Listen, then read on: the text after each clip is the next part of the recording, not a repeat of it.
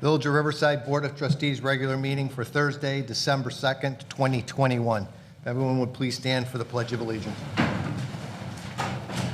Allegiance to the flag of the United States of America and to the republic for which it stands, one nation, under God, indivisible, with liberty and justice for all.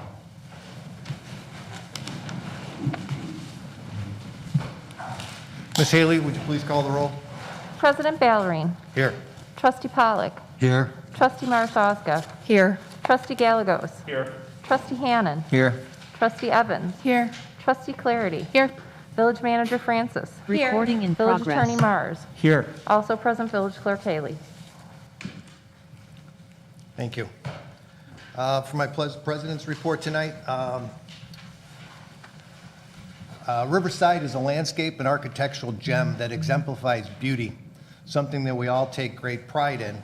But there's more to Riverside's beauty than the lush landscape and interesting architecture. It's its residents. As we enter the holiday season, some of our residents have spearheaded a couple initiatives that I would like to highlight this evening.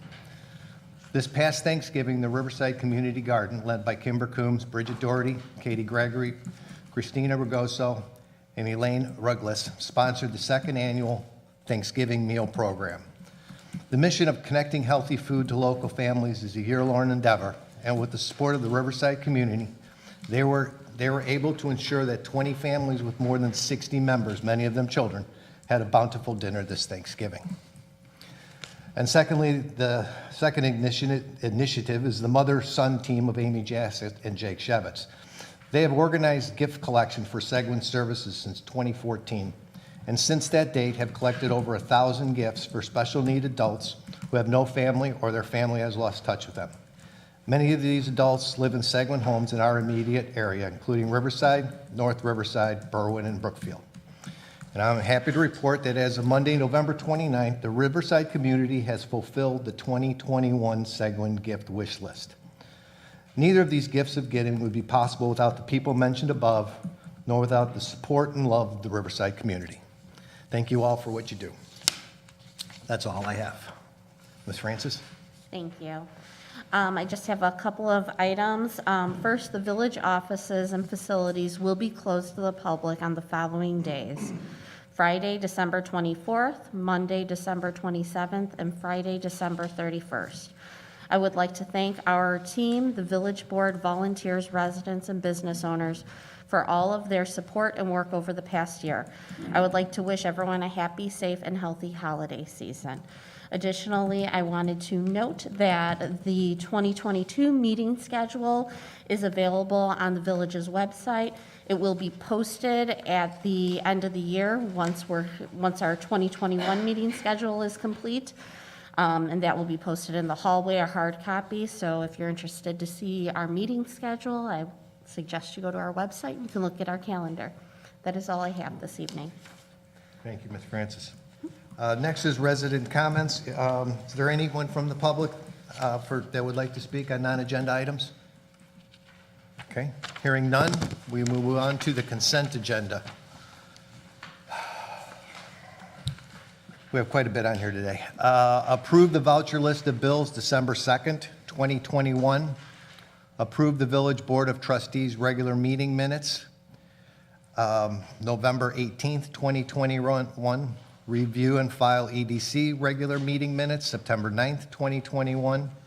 Review and file EDC RTV special joint meeting minutes, September 30th, 2021.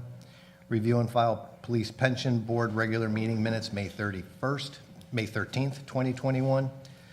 Tax levy ordinance for the year 2021, 2022 collection, Village of Riverside, Illinois, and tax levy ordinance for the year 2021, 2022 collection, Riverside Public Library, Riverside, Illinois.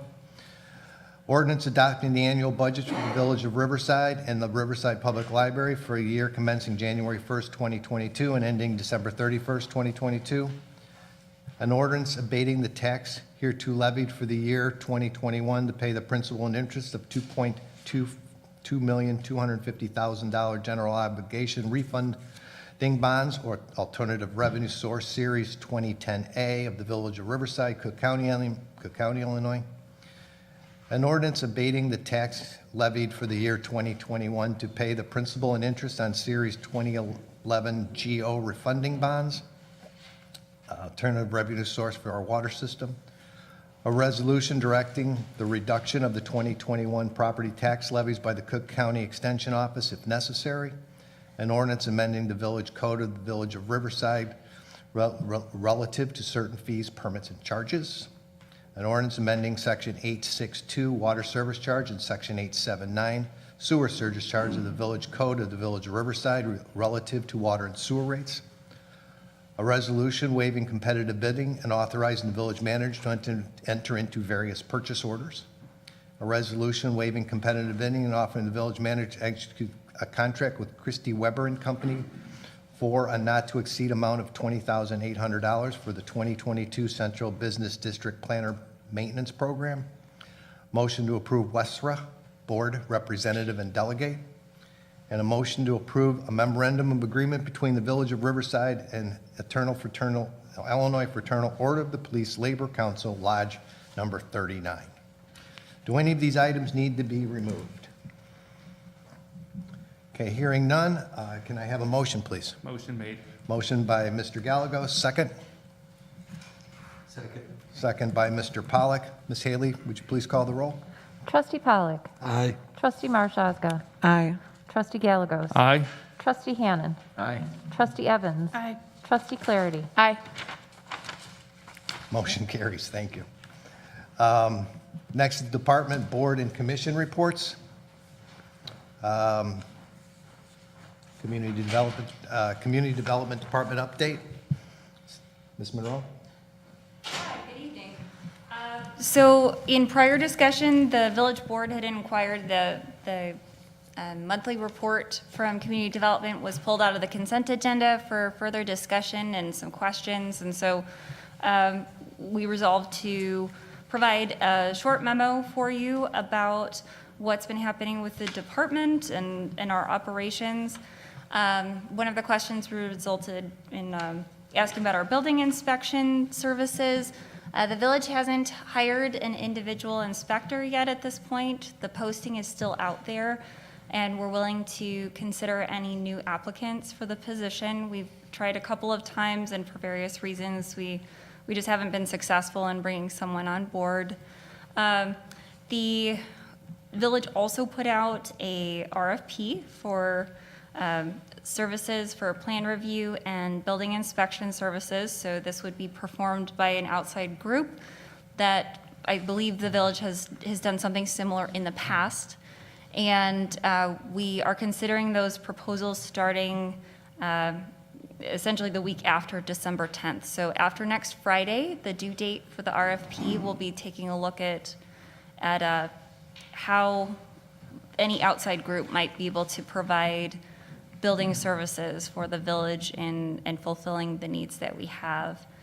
The other part of the memo is regarding the permitting operations. So it just took a look. We looked at some data and pulled reports showing some averages of how long it's taken us to fully process the applications into approval status so that they can be issued. And so we just identified a couple of things, and I'll just highlight the fact that the project value and the length of time kind of had this, inverse relationship. So the longer it took to approve a permit, the more expensive that project was. And that could indicate a variety of things. It could take the planning process longer, or a variety of reviews back and forth, or just being a more complex project. So when we look at other information that I included in these charts, it's hard to say that any one particular type of project took longer than another without further analysis, which we can do. But, it's just a couple of pieces of information that I thought would be helpful for the board and for the public to understand a little bit more about what we're doing, how we've been operating, and what we're planning to do going forward. So if you have any questions, just let me know, and take it from there.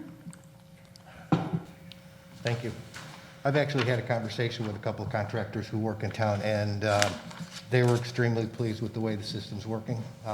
Neither of them had any had any issues, and they thought everything was great, so that's wonderful. So thank you very much. Anything else under boards and commission reports? Yeah. Ron? Sorry, Doug. Good evening, President Ballerine, Village Board of Trustees, and Village Manager Francis. I wanted to provide a quick update on this year's holiday stroll, as there have been some significant changes since the special event application was submitted. This year was challenging and not put together in the typical time frame. The Chamber has, I know, struggled with getting businesses to confirm whether or not they were participating. But I've attended Chamber meetings, I've coordinated with Village Manager Francis and department heads to ensure that we're going to be providing an organized and safe event, along with working with Brian Brennan, who always runs the stroll, Trustee Gallegos, and all members of the Chamber. Like our events last year and the beginning of this year, the Chamber thought it was important to offer something, even if it was not the stroll that we're all used to. So all businesses that are participating were asked to host activities outdoors, where the public can be outside with increased distancing and ventilation. Of course, everyone attending should observe all of the proper protocols, including distancing and masks. There will be public restrooms available at the train station, portable restrooms at Riverside Bank, and the Riverside Parks and Recreation Department at Quincy. There will be street closures. It will be the typical street closures of the holiday stroll that is expanded, but it will be exactly what residents are used to. Parking and traffic will be slightly impacted during the event, and while these areas will concentrate on the center of town, streets will be closed at Woodside, Long Common, Forest, East, Pine, along with Burlington and Quincy, where businesses will be welcoming guests. Streets will be closed approximately 4:30, with Santa arriving at approximately 5:30 to light the tree and the water tower. Santa will then be stationed at the tree. That's different this year, so for photo opportunities, and he'll also be handing out coloring books to children.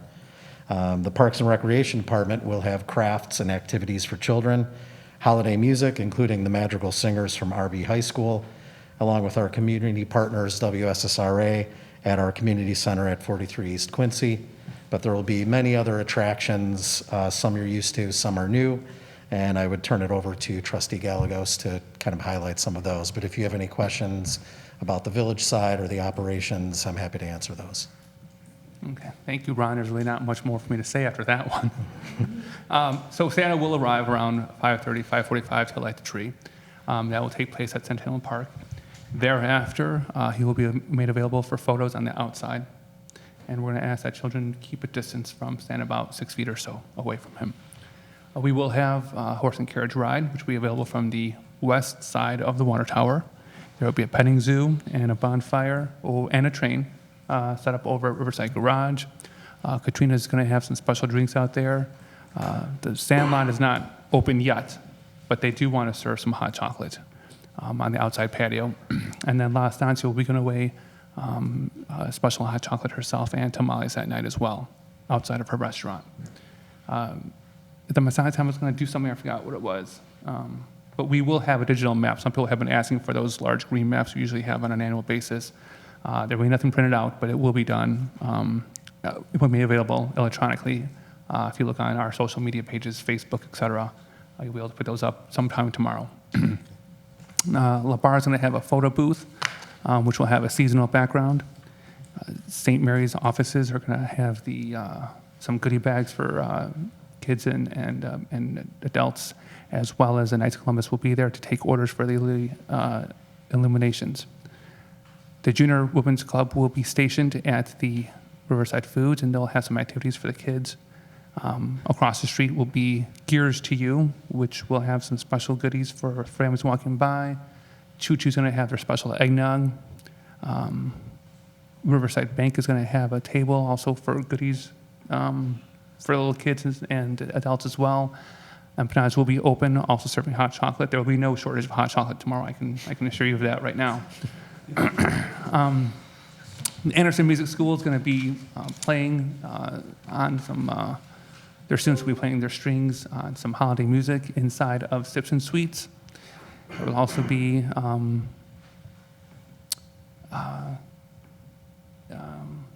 there's a new business that opened up on the northwest corner of the arcade building, and they're going to have some treats there as well. I think they're also going to have some giveaways for the kids. Hair salon? No, it's physical therapy, center of physical therapy. But yeah, the hair salon's going to participate as well. I don't know what they're going to do yet. The art center is going to have a one-way through their art gallery. And then in the back, they're going to be serving some wine. Quincy Street Distillery is going to have a special hot bourbon cider, and they'll be open for sale as well. We do ask that any children who are going to be going into Aunt Diana's or the art gallery or anywhere indoors, that they be accompanied by an adult. Anyone going indoors, please wear a mask. Be conscientious of those around you. And it should be a fun time tomorrow. And I hope to see everyone there. Thank you. Thank you. And the other thing I should mention is that came out of the EDC Riverside TV joint meeting was these 30-second promos, and the season, the holiday stroll was their first one, and they really did a nice job, and I think that's a great way of getting people to know, especially residents that just moved in the last 2 years that don't exactly know what the holiday stroll is. That gives them a good thing. So that was good. Thank you to Riverside TV and EDC for coming up with that. Mr. Pollack, did you have something? I did want to comment on the community development report. Okay. If we're done with that topic. Sure, no, go ahead. I wanted to bring attention to the charts on page 124 showing the turnaround time for permits, and it appears that a great majority of our permits are issued within 2 or 3 weeks. And I think that's that's a good standard. I mean, to be able to issue permits in 2 to 3 weeks is kind of the goal that most villages target. And given the turnover we've had in staffing and the vacancy we continue to have, the challenges we've had this year, I wanted to thank staff for keeping that up, because that's important to the community. And I appreciate that very much. Thank you. Thank you. Anything else under boards, commission reports? Okay. Move on to pending business. Tonight we have a presentation on the TOD zoning code update. Ms. Monroe? Thank you. So as your packet indicates, this is a special presentation for the transit-oriented development zoning code update. This process was actually started in 2019 with a grant received by CMAP, which is a Chicago Metropolitan Area Planning Organization and RTA, for assistance with this technical zoning code update. We do have a steering committee that is made up of several individuals, one of them being represented by Trustee Pollack, our chairperson from Planning and Zoning Commission, Jill Mateo, and a couple of other representatives of the community, Jeff Cermak and Jennifer Hennigan. And so they've been working with Savoy Consulting Group and Egret and Ox Planning. They selected consultants for the project on reviewing our code and assessing what type of changes might facilitate pedestrian-friendly areas in town, specifically, and predominantly this code is focused in our business districts, so both a little bit downtown and as well as the stretch along Harlem Avenue. So they've assembled a draft of code changes. Those were included in the board packet for review in case you really would like to review several 100 pages of redlined materials. They are available to you and any member of the public.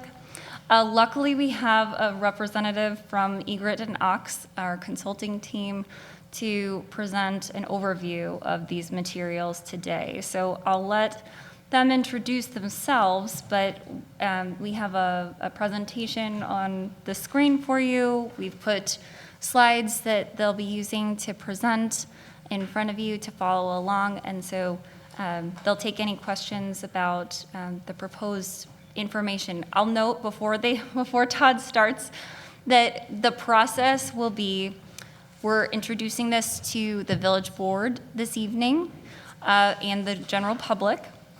And then we are getting any feedback from this group before it goes back to the steering committee for their final recommendations, which will then be passed to Planning and Zoning Commission, Preservation Commission, and then it'll return to you in spring of 2022 before any adoption. So that's sort of the process, and they'll repeat that again at the end. So, okay, with that, we'll have Todd. Are you there? And Yes. Can you hear me okay? I don't know if we can hear you. Let's see. Yeah. So I have the slides on the screen, and then can you hear my audio? Okay. Okay, here. Let me step out a second.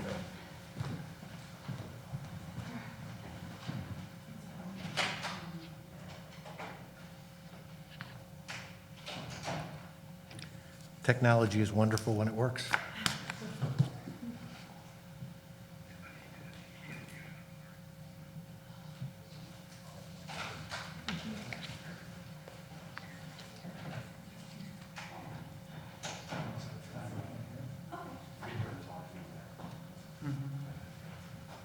All right, Todd, if you can hear us, we are just fixing. Yes, I can hear you.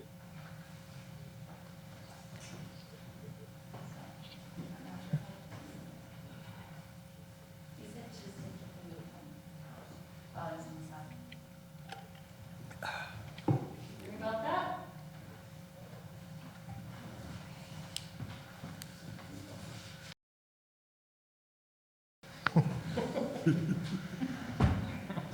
Okay. Sorry about the technical difficulties. They can hear us and have been there for the meeting. Okay, can you? Okay, why don't we move on to the Okay. next ahead. agenda item, and we'll get this ready. A resolution authorizing an additional 2021 fiscal year-end contribution from the general fund to the Riverside Police Pension Fund in the amount of $164,025. Ms. Johns. Good evening.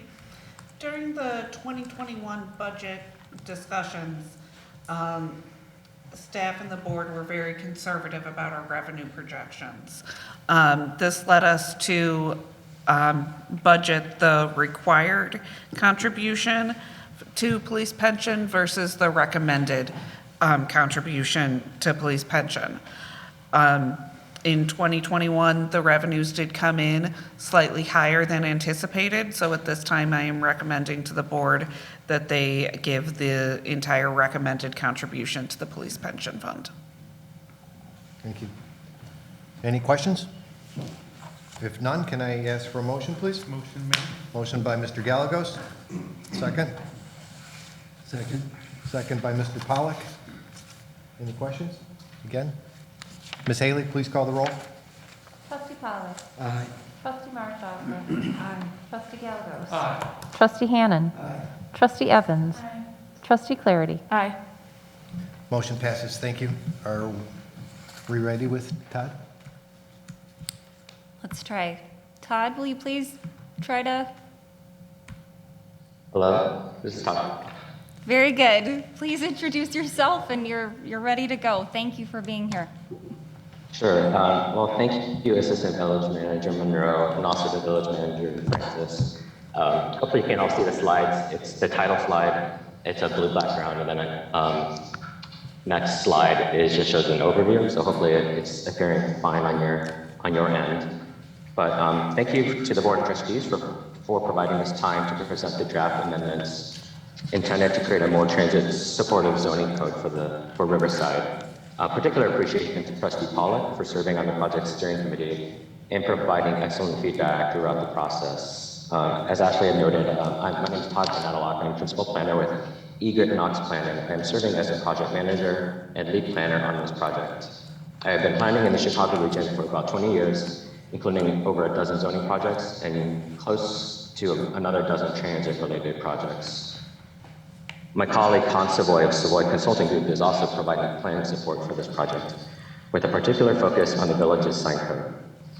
As you can see on the screen this evening, I will be providing a high-level overview of the project, including a general overview of the project, summary of outreach efforts, key zoning issues that guided our initial research and discussions, the draft amendments to the zoning code, again, keeping it at a high level to give you a general sense of the changes or additions to the code, and then next steps.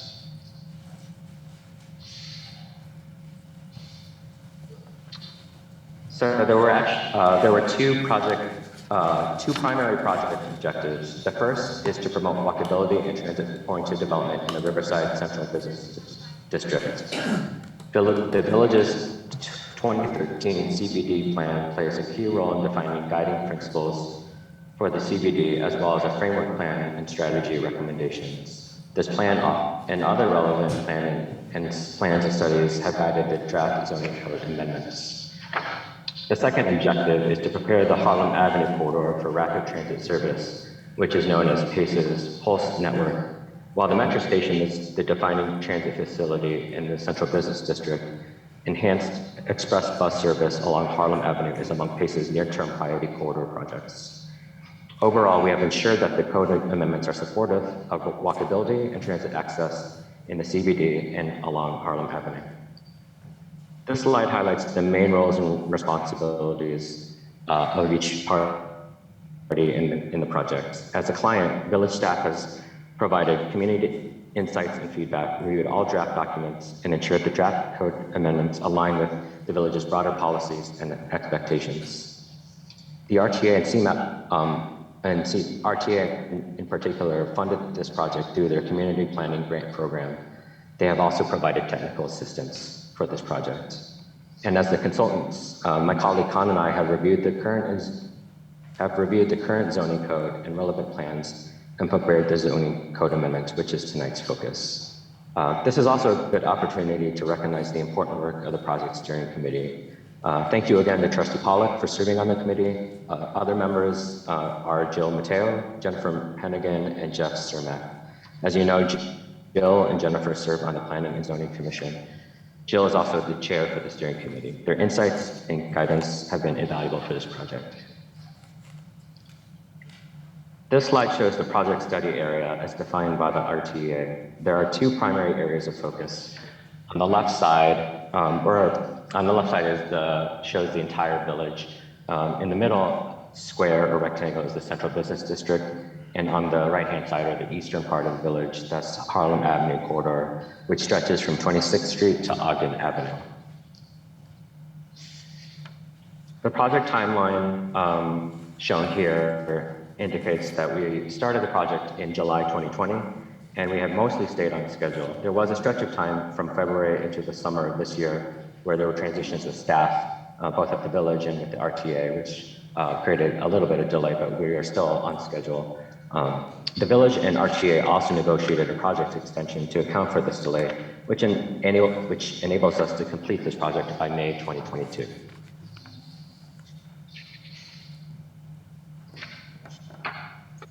Our outreach approach for this project has included a virtual public workshop last fall, updates to the village board, such as tonight, and meetings with the steering committee. There's also a project website, which has enabled community members to stay updated on project progress, access zoning resources, and review draft documents. We welcome you to visit the website at riversidezoning.com. Last fall, we conducted a virtual public workshop to collect community input. The workshop was designed in a web-based format and was conducted over 3 weeks from October 12th through November 2nd. This slide presents some key workshop stats from that workshop. There were 45 total comments shared on a web-based map of Riverside. In addition, there were 17 interactions to these comments in the form of upvotes and downvotes, which emphasized issues that resonated with others. Overall, 193 people visited the workshop site. Even if they didn't leave a comment, visitors could also engage with informational materials regarding zoning, transit-oriented development, and preliminary zoning issues to consider. Here are some of the key takeaways relating to the Central Business District from the workshop. Comments primarily related to parking, bike facilities, walkability, signs, building heights, and improvements to safety and physical appearance. This slide shows key takeaways that related particularly to Harlem Avenue. These comments focused on parking, signage, building heights, pedestrian and bike-friendly measures, and ground floor office, among others. In addition to public comments from the virtual workshop, our work was guided by a set of preliminary zoning issues that were outlined in the project RFP and initial discussions with village staff and the steering committee. The list shown here on the screen is not meant to be an exhaustive list by any means. Rather, it provided a strong foundation on which to base our research and discussions. You will notice some overlap from this list with the workshop comments shared earlier. With all of this in mind, the draft zoning code amendments focus on the list here, starting from top, the revised zoning districts, transit supportive standards, building heights and bulk standards, which is a zoning term for things like yards and setbacks and encroachments, permitted and special uses, ground floor uses, parking, and signs. And to respect your time and the rest of the meeting agenda, I will go through the remaining slides at a fairly quick pace, primarily summarizing the main zoning code changes at a high level. Each slide provides one or more examples of proposed red line text changes, which I won't really cover tonight, but still want to point out in case you wish to review later in your board packet.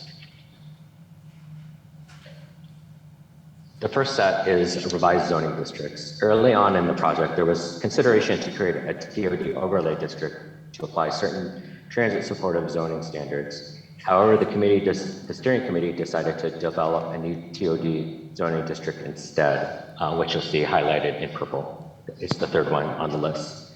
The B1 TOD retail business district is the only new district created. All other existing zoning districts stay the same. On the next slide, you'll actually see how that plays out on the zoning map.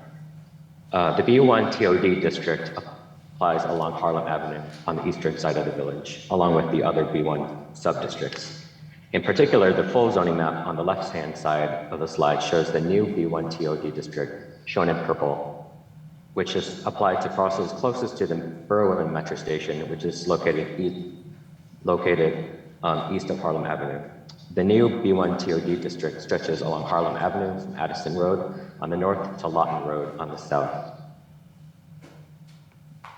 As shown in the map excerpt on the right-hand side of the screen, these parcels have a current B1C commercial zoning designation.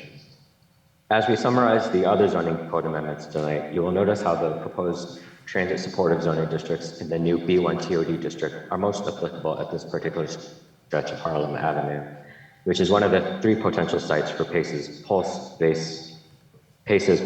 bus rapid transit route with close proximity to the Berwyn Metro Station. The next set of code updates relate to transit supportive standards. First we had prepared revised purpose statements to emphasize greater walkability and bikeability, enhanced access to transit, and adherence to complete streets principles. One reason to emphasize transit supportive language in the purpose statements is because these are often some of the most read aspects of the zoning code, since they encapsulate local vision and expectations for each zoning district or zoning topic. We also added language regarding the protection of a safe and an accessible environment for pedestrians and bicyclists, as well as access to transit. This is similar in nature to the previous slide, but the transit supportive language extends beyond the purpose statements and into the actual zoning standards and requirements. Next focus is building heights, building standard, bulk standard, and encroachments. First is building heights. Here we added minimum building heights and increased maximum building heights to provide for a more adaptable height range. The first table on the left lists newly proposed minimum height standards, which is 24 feet for all zoning districts except the R1 and R2 districts. The second table on the right compares existing and proposed maximum height standards. Again, R1 and R2 stay the same, while all other districts are proposed to allow for one additional story or a fourth story. Special uses and planned unit developments can allow for a fifth story in certain districts. This slide is also a good point to highlight the influence of the steering committee. We initially suggested a minimum height, building height of 2 stories. However, steering committee member Jeff Cermak indicated developers would rather have height based in feet because they can find tenants for a 24-foot single-story structure, but may have a hard time filling a 2-story structure, particularly the upper story. So this really shows the value that the steering committee provided to the project. Next, we clarified how bulk requirements for schools, religious institutions, and places of assembly may necessitate a greater level of review. Village officials would have a greater level of review of substantial site features like parking lots, sports fields, lighting, internal access roads, etc. We also clarified permitted encroachments in front, side, and rear yards. Encroachments were one of the key issues identified at the start of the project. Again, there are too many instances to review each particular amendment, but here is a list of accessory structures that were acceptable. We also provided a provision that a maximum front yard business districts may provide up to an additional 5 feet for restaurants that offer outdoor dining. This additional 5 feet for outdoor dining must ensure adequate walking space for pedestrians and not impede safety. The next set is permitted and special uses. Here we added language to emphasize employment generating uses, which are critical to transit supported development. The overall idea is to give proper focus on employment, which is often viewed as the driver for daytime population that stores, restaurants, and services often need to thrive. We also updated district use tables by adding new uses and removing others. Added uses generally included emerging uses that were not around when the zoning code was originally created. Things like live work spaces, co-working spaces, and so on. But we also removed other uses in certain districts, like community residences, funeral homes, gas stations, and schools. Not in all districts, but in certain ones that in our research felt like they didn't make sense in certain districts. The next slide is related to ground floor uses. Here we propose, this is where we actually propose a whole new subsection in your zoning code to aid in the limitation of office uses on the ground floor. This is possibly the proposed change that may raise the most questions or concerns, but however, there was actually a unanimous support from the steering committee when we presented this to them last month. So that was good to see. This new subsection was driven by the concern that office uses could overwhelm ground floor spaces. Foot traffic is often viewed as a key factor in enlivening a business district that enables pedestrians, bicyclists, and transit riders to safely and conveniently access businesses and services at the ground floor of buildings. On one hand, restaurants and stores are generally viewed as active ground floor uses due to the foot traffic they generate from pedestrians, bicyclists, and transit riders passing by on the sidewalk or on the street. On the other hand, inactive uses, like certain offices and residential uses, do not generate as much foot traffic in comparison to retail uses.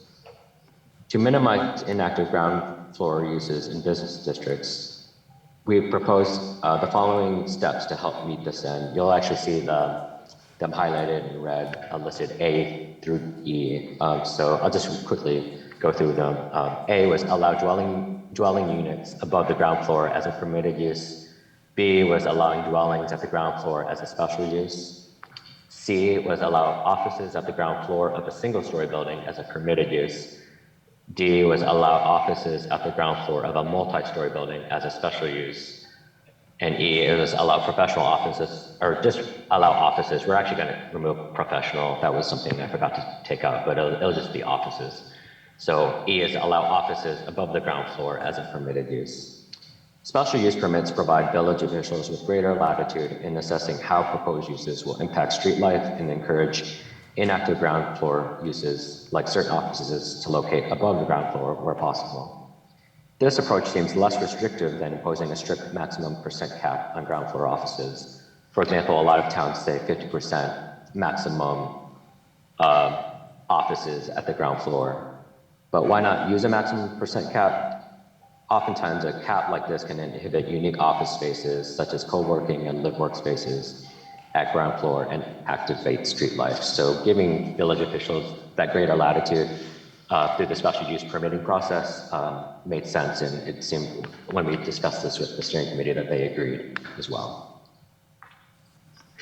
The next set of zoning code amendments deals with parking.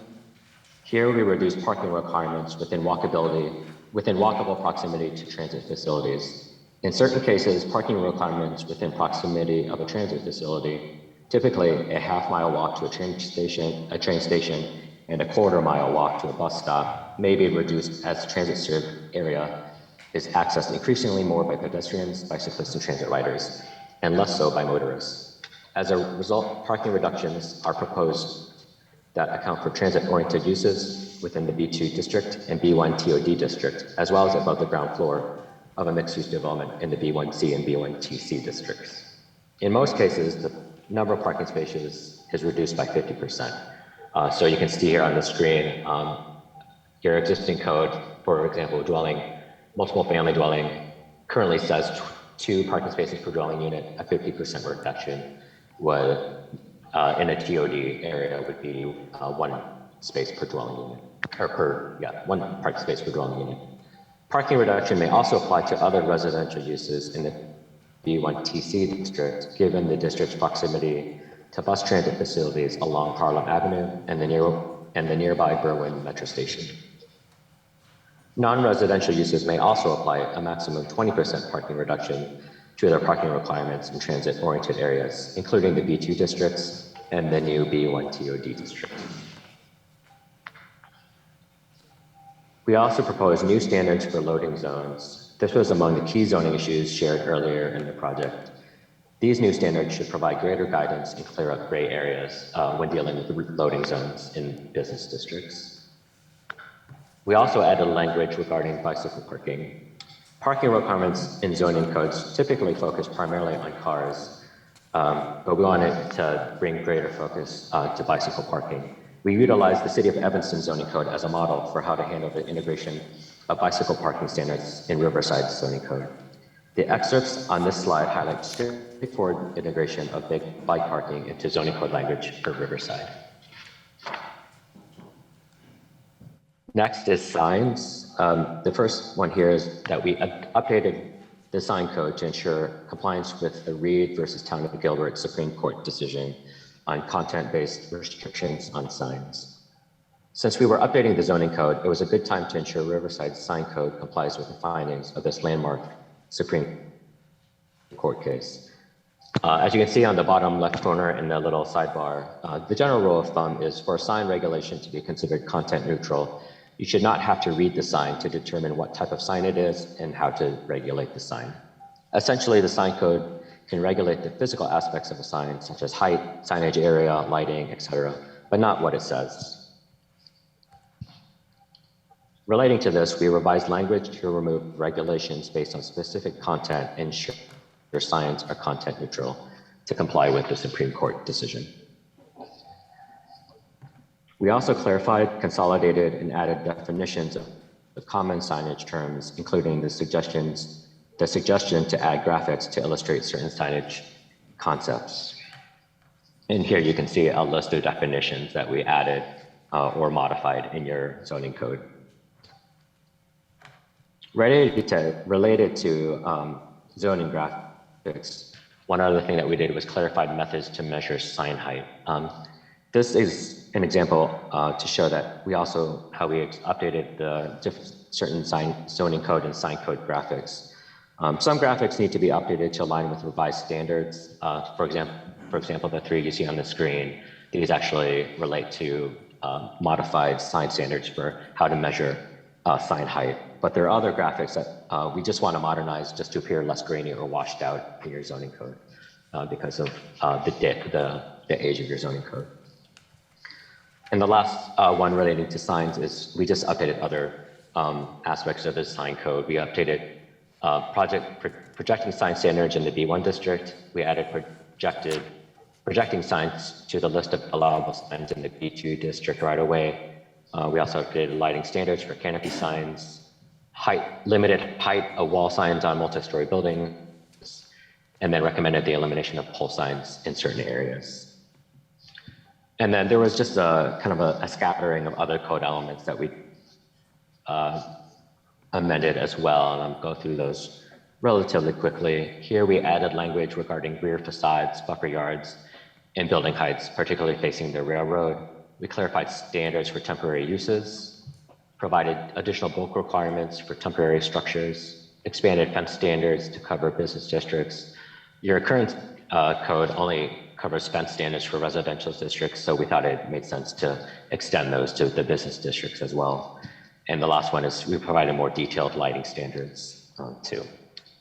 So the last slide is just to go over the next steps in the process. Here you can see that we're looking to spend the early part of 2022 to finalize the zoning code amendments, to share those with village staff and the RTA, and also with the steering committee. That gets us through March 2022. And then we'll go through the final review and adoption process starting in March and concluding the project in May 2022. So thank you for your time. I'm definitely open to any questions or comments that you may have. Thank you, Todd. We appreciate that update. Any questions for Todd while we have him on the phone? Yeah, just a question. That was, first of all, very helpful and provided context to this over 100 pages of red line, so I truly appreciated it. If we were looking to dive deeper into the transit-oriented changes, and I believe it was the Harlem Avenue Business District that include those, would that just be Chapter 5 in the business districts that we drill down on, or is there other parts that we would need to focus on? It would mostly be that section, but there are references to the district kind of scattered throughout. So, but if you really want to pinpoint the actual section to look at, yeah, that would be the right section. But yeah, it'll be mentioned throughout, though.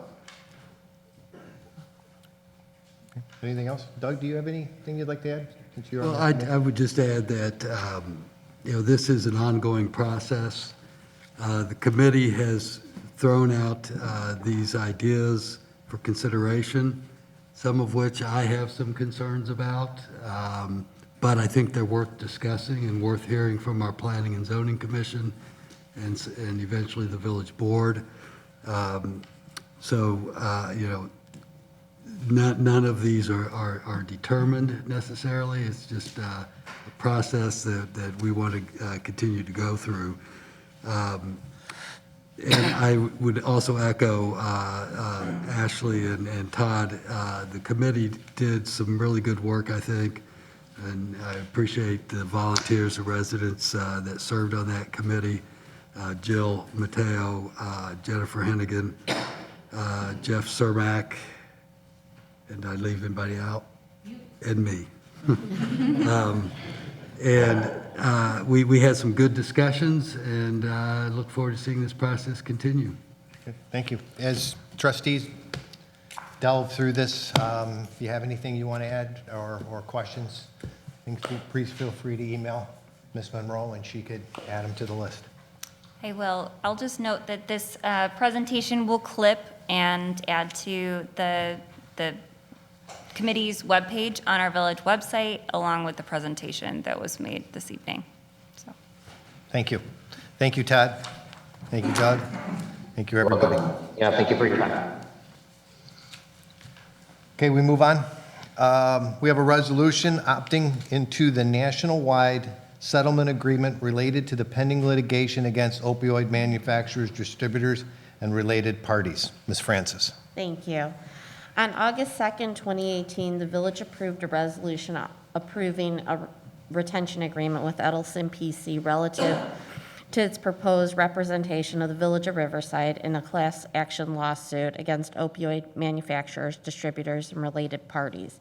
Edelson PC subsequently filed a federal court complaint entitled Village of Addison et al. Versus Cephalon Inc. et al.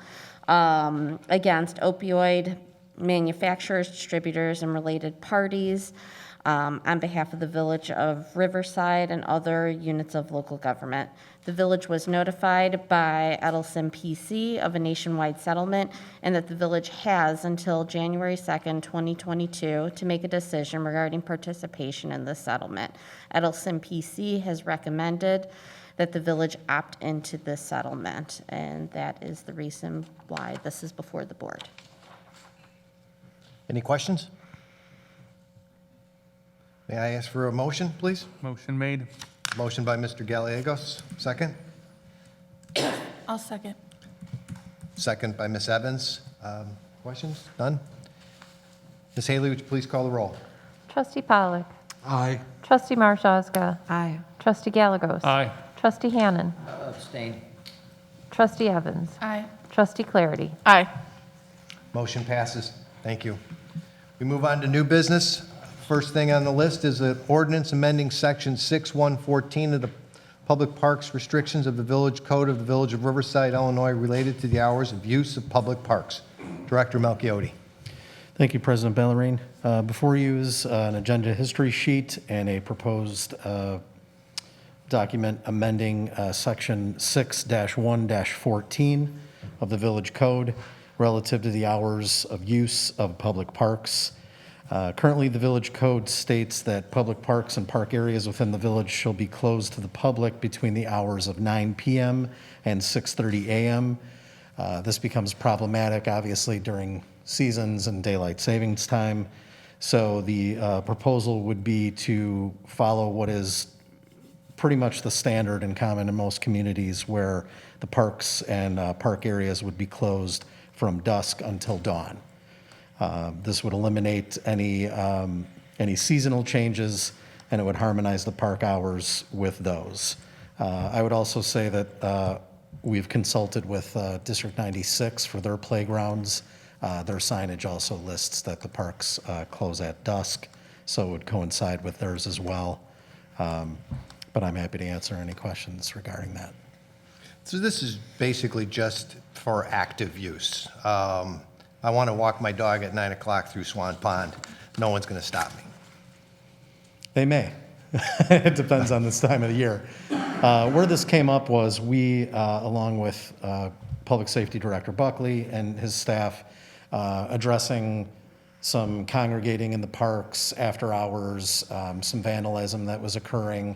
And upon research, we discovered that the ordinance read, and there was current signage that said 9 p.m., which in the summertime could effectively cover that, but the minute you get into fall and winter, you could have 4 or 5 hours of darkness before it hits 9 p.m. So, and in order to just kind of delineate and make that clearer, we decided to take all the seasonal aspects out of it and just propose that it would be, use of the parks would happen during daylight hours. Trustees? I do have some concerns on this one. So let's say that we have a visitor that comes in by kayak, stops in Swan Pond, takes his kayak out, leaves it on the grassy knoll area, walks up to our downtown district, walks around a little bit, finds that he wants to have some good eatings at one of our restaurants, stays a bit late, then goes back to his kayak after dusk. By this ordinance, that would be illegal. Is that right? Technically, yes. So I have a concern on that one because we're trying to open up the rivers, we're trying to be more welcoming. I'd hate to put a hindrance to that. From a risk management standpoint, it's not a good idea to be having people in Swan Pond at night. The Swan Pond area is not well illuminated. And so that would be my concern of looking at it from that perspective. You know, now then, what if the person's coming out, they slip and fall, they fall into the river, and now our firefighters have to go out and do a water rescue in a not well-illuminated area? So that would be my cautionary tale. I mean, you look at the county paths and other various paths in other communities, and they close at dusk. And the reason for that is because there could be an inherent risk that we take on by allowing certain things. And also the goal is to streamline signage, because we have a lot of one-off signages in our different parks, is to come up with a universal signage that the Parks and Rec Board has reviewed already, to then install to let residents and/or visitors know that the parks close at dusk. But a lot of these complaints a lot of these issues that you bring up would be complaint-driven. So if no one's calling in because a kayaker is coming through Swan Pond and parking their kayak and going to La Barre and then going back into the water, then while yes, they're not abiding by village code, at the same time, any situations where the police are called, usually unless it's been a common occurrence, and I don't want to speak for Chief Buckley, but it's a warning of, do you realize the park is closed? I just want to make you aware. So that would be my concern that I'd want to provide to the board, is from a risk management perspective. I don't know that we want somebody walking through Swan Pond area when it's not light out. Are we having a problem with people congregating in the parks after dark? I mean, are you looking for teeth for enforcement, or it's just proactive? It's mostly proactive. And we have had instances like this summer, we had some fireworks being set off on the Indian Gardens tennis courts, and some children congregating, or teens congregating in those paths behind there. So we also, with the help of law enforcement, we instituted cabling to kind of shut the parking lots off at not only the cabin, but Indian Gardens. So this was just kind of in that same, vein of, anything we can do to kind of delineate and make it clearer so there's less interpretation as far as seasons. And so it wasn't to address a specific instance. It was basically just to kind of make it clearer and more concise. Mr. Hannan? Yeah, I'm supportive of this. We have a lot of park area. I think, as Village Manager Francis pointed out, I think it's a matter of common sense that our park areas are, intended for use during the daylight. Is there always going to be somebody walking through, somebody doing something? The nature of the village, more people walk by for no apparent reason, just because that's what you do in Riverside. You go for a walk. I don't think that's the intent here. We don't have a police force that goes out looking for trouble. But I think it provides a bright line test that, when do the parks close? When should we not be here or congregating or having a, in the dark softball game? This provides that bright line, which I appreciate. Perfect. Is there an exception for groups such as the Scouts that rent Scout Cabin? Are they allowed to be in the park after dusk? Well, that would be a rental, so that's a little bit, that's that different. extends into the park, and they can be outside using Right, and that's coordinated through the Parks and Rec Department. Another exception would be a special event application, so movie in the park, where it can't start until dusk. So there are those different exceptions, and we have process for those different exceptions to occur. Okay, so here's another scenario, if I can. So let's say that we have a nighttime river activity that happens, and the river's not under our jurisdiction. It's under the U.S. Coast Guard jurisdiction, and they have permission to do that from the U.S. Coast Guard and Cook County, much like the Scuffy is from Cook County property to Cook County property.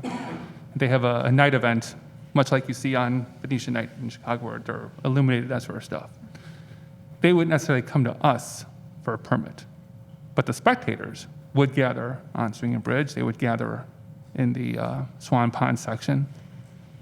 how would we regulate that since it's not So under our jurisdiction? if whoever the event planner is anticipating there being a large group and that it is going to be after hours, then yes, we would need a special event application because we would want to plan for that. Especially if it's dark and after hours, that's something that police and fire, potentially public works, because if it's going to be a large gathering, do we need garbage cans? Do we need to worry about street closures? Is there going to be sufficient on-street parking? Do we need alternative, all these different pieces that come into play when we're reviewing a special event application at the staff level before it comes to the board. So there are processes in place to ensure that these other activities can still occur and occur safely. And also, it may also be a question of, we're going to have this activity and we need, for example, the tower lights, like the ones that we're getting for the holiday stroll. That's in coordination with police and fire. And so getting those set up, if you're going to have spectators in one area and you want to have that somewhat illuminated. So there's different pieces at play anytime we're looking at a special event request. I would think that if there's a kayak event at night, especially being how dark the village is and how dark Swan Pond is, that it only makes sense that certain safety precautions are in place, and that number one safety precaution would be to make sure that our director of public safety know that it's going on. Okay. Okay. No other questions? If I can have a motion and a second? I'll make a motion. Motion by Ms. Evans, second Second. by Mr. Pollack. Any further review? Hearing none. Ms. Haley, if you please call the roll. Trustee Pollack. Aye. Trustee Marshaska. Aye. Trustee Gallegos. Aye. Trustee Hannan. Aye. Trustee Evans. Aye. Trustee Clarity. Aye. Motion passes. Thank you, Mr. Melchiotti. President Pollard, Yes, sir. if I could briefly jump back to the opioid resolution that was voted on, and Trustee Hannan's abstention. When we have an abstention, we want to note for the record that the reason for that, and Trustee Hannan's law firm has a relationship with one or more parties involved in the case, and therefore he's taken no part in discussions or votes related to that matter. Thank you, Mr. Marsh, for that clarification. We move on to a resolution of the Village of Riverside, Illinois, waiving competitive bidding and authorizing the village manager to issue a purchase order to Curry Motors Commercial Center Ford of Frankfort, Illinois, for the purchase of two 2022 Ford Police Inceptor utility vehicles for an amount not to exceed $76,000. Director Buckley. So the police department is requesting the village to waive this competitive bidding. We went through the Suburban Purchasing Cooperative, which is a bid contracting organization, to get the best pricing on these vehicles. We brought this up very recently at our 2022 CIP board budget process. And the reason why we're pushing it to get done at this meeting in December is because our next meeting won't be till January. And by doing this today to order the vehicles, we may have them by this time next year. That's how far backed up they are with producing vehicles. So that is our goal, to get this approved this evening so that the vehicles can be ordered and hopefully have them towards the end of 2022. Any questions for Director Buckley? Hearing none, if I can have a motion. Motion made. Motion by Mr. Gallegos, second. I'll second. Second by Ms. Clarity. Ms. Haley, if you'd please call the roll. Trustee Pollack. Aye. Trustee Marshaska. Aye. Trustee Gallegos. Aye. Trustee Hannan. Aye. Trustee Evans. Aye. Trustee Clarity. Aye. Motion carries. Thank you. Last thing on new business is a resolution of the Village of Riverside waiving competitive bidding and authorizing the village manager to issue a purchase order to Axon Enterprises of Scottsdale, Arizona for the purchase of 20 Warren body cameras, 20 taser-conducted energy weapons, and 8 in-car cameras for an amount not to exceed $61,000. Director Buckley. So once again, this is a capital improvement project for the 2022 fiscal year. We asked for it to be brought up at this meeting due to the fact that Axon Enterprises gave us some very good pricing reduction if we were able to sign on with them by the beginning of next year, meaning January 1st. After that, they do have price increases like most companies do at the beginning of the year. So we did get some pretty good discounts as a result of doing so. As you can see, this is for 20 body-worn cameras, 20 Taser 7 CEWs, or conducted energy weapons, 8 in-car cameras, and the unlimited evidence management storage system. Also included in there is redacting software. So the nice part about this whole entire system is it's under one umbrella. Currently, we have in-car cameras. This would replace those in-car cameras so that when a taser was activated, turned on, or if the body camera was turned on, it would automatically turn on the car camera, and all the cameras would be active and live for that person or that officer that's out there. We also would have it set up where if any additional officers responded on the same call, their cameras would turn on automatically also. The biggest part about this system, though, that I see is not only the storage of this footage, but also the redacting software, because obviously we do get FOIAs for body or camera footage, and we're able to redact it where certain things that aren't able to be put out there would be removed from that video. I have Commander Coder here. He did the lion's share of this work to put this together. We felt very strongly that it was important for the village and for the police department to move forward with this. We currently, under House Bill 3653, will be mandated by state statute to have these cameras and this equipment in place by 2025. Commander Coder was able to get and secure some pretty good pricing to get it done this year, and I think it's important to get this equipment out there on the streets for us as soon as possible, which is why we're bringing it up this evening. So this is a 5-year agreement, and it would cost approximately $61,000 per year of that 5-year agreement, and at the end of that 5-year agreement, we have the ability to continue signing on for additional years afterwards. Another part of this agreement is that after year 3, they come in and replace and update and upgrade all the equipment, which is all part of this agreement. This technology is changing by the day. Axon Enterprises is at the lead of putting this equipment together and putting out the best product that they currently have with technology. And I think it's important to have these types of agreements in place so that we can get the best and latest equipment out there for us. Thank you. Commander Coder? Again, Axon was, not just picked out anywhere, along with WC3, who's involving our major dispatch, which is Brookfield, North Riverside, and McCook. You already see in the papers that Brookfield and North Riverside are already currently operating on the Axon system.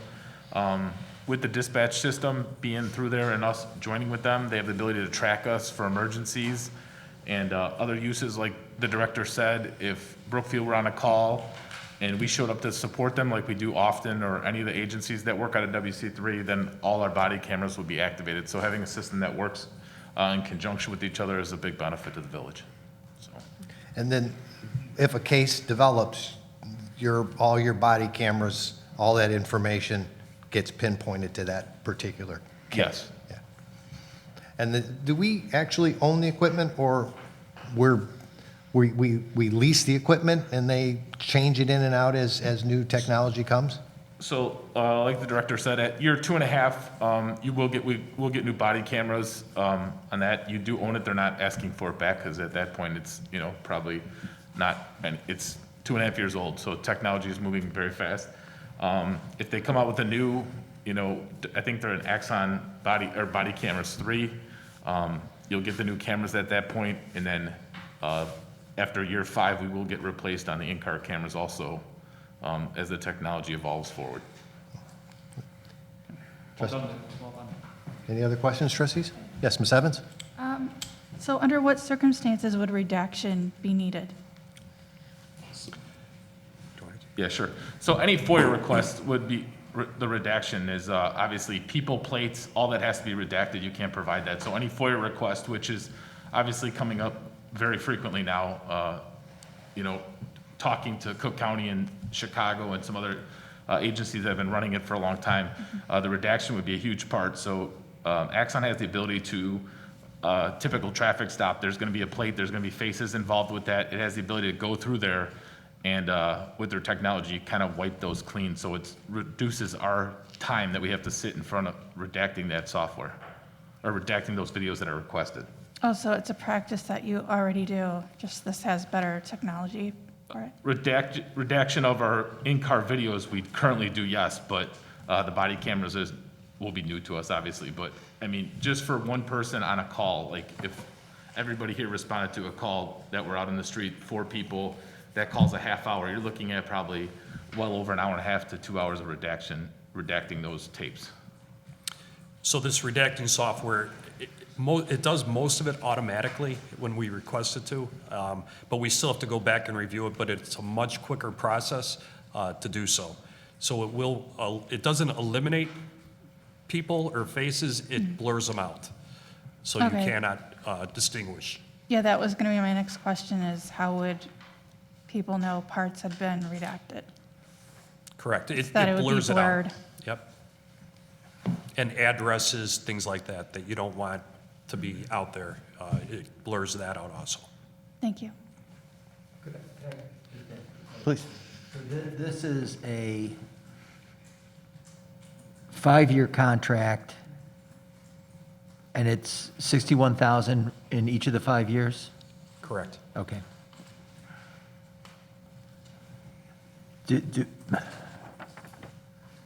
But once we sign the contract, we're on board for 5 years.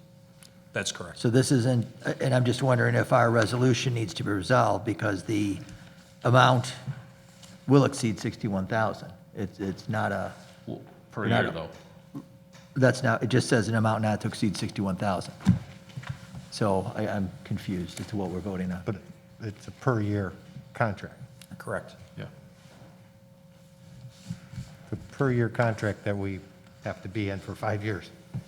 Correct. So I think if the resolution were to specify that it was 61,000 per year for 5 years, that would address Right, the. that's why I'm confused, because that's not, it just says 61,000, doesn't say per year for 5 years. It does need to be more specific, I agree. Under the area, the grayed out area on the resolution itself, under other costs, it does say it's a 5-year contract at $299,000. In the summary, yeah. Yes. Yeah, but not the resolution itself. There was a disconnect there. That's why, great. No, this is marvelous. Wait, so what if we just add the word annually after 61,000? Annually for 5 years. Correct. Okay. I think that's exactly what we need. Okay. With that change, if I can ask for a motion? Motion made. Motion by Mr. Gallegos, second I'll second. by Mr. Hannan. Any further comments? Hearing none. Ms. Haley? Trustee Pollock. Aye. Trustee Marshaga. Aye. Trustee Gallagher. Aye. Trustee Hannan. Aye. Trustee Evans. Aye. Trustee Clarity. Aye. Motion carries. Thank you for those comments, Mr. Hannan. Trustee reports and communications. Do we have any trustee reports tonight? I'll give one. Mr. Gallegos? Thank you. I want to thank our police department for organizing the Sarah's in Toy Drive, which concludes today, as a matter of fact. I want to thank all the residents who were generous in their donations to that. For those who wish to give, there's another toy drive that they can take advantage of. It's from the Tri-County Illinois Police Association, which will collect toys for children who are in hospitals during the Christmas time, as well as those who are in shelters. People can drop off those presents, toys, etc., at PJ Clem's between now and December 14th.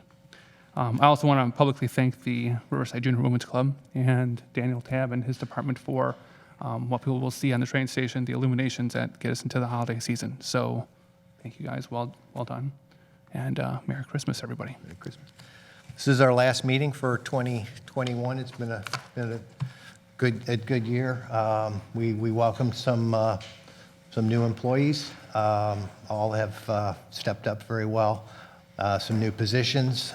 So I'm very thankful for the staff that we have, and I'm thankful for you six for the work that you do. I mean, people don't, I think, understand how much work the six of you do, so I appreciate that.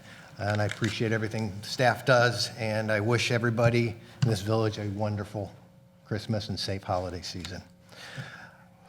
There is no need for an executive session tonight, so I would like to ask for a motion and a second for adjournment. Motion made. Motion by Mr. Gallegos, second Second. by Mr. Pollack. Ms. Haley, if you would please call the roll. Trustee Pollak. Aye. Trustee Marshazga. Aye. Trustee Gallegos. Aye. Trustee Hannan. Aye. Trustee Evans. Aye. Trustee Clarity. Aye. Motion carries. Have a great Christmas.